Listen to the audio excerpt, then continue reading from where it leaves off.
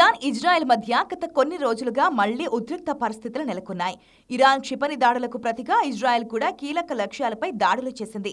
ఈ పరిణామాలు ప్రపంచాన్ని మరోసారి యుద్ధ భయాందోళనలోకి నెట్టాయి. అయితే అమెరికా అధ్యక్షుడు డొనాల్డ్ ట్రంప్ జోక్యంతో ఇరు దేశాలు ప్రస్తుతం కాల్పుల విరమణకు అంగీకరించినట్లు సమాచారం. ఇరాన్ సైనిక చర్యలను నిలిపివేస్తున్నామని ప్రకటించగా, ఇజ్రాయెల్ కూడా కొత్త దాడులు చేయకూడదనే దిశగా అడుగులు వేస్తోంది. ఈ ప్రకటన వెలువడిన వెంటనే అంతర్జాతీయ చమురు మార్కెట్లలో మార్పు కనిపించింది. యుద్ధ భయాలతో బ్యారెల్కు $98 దాకా చేరిన బ్రెంట్ క్రూడ్ ధరలు కొంత తగ్గుముఖం పట్టాయి.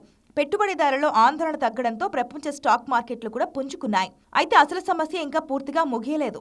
ప్రపంచ చమురు సరఫరాలో కీలకమైన హర్ముజ్ జలసంధి అంశం ఇప్పటికీ ఉద్రిక్తంగానే ఉంది. ఇరాన్ గతంలో ఈ మార్గంపై ఆంక్షలు విధించగా ప్రపంచ చమురు రవాణాలో భారీ అంతరాయం ఏర్పడింది.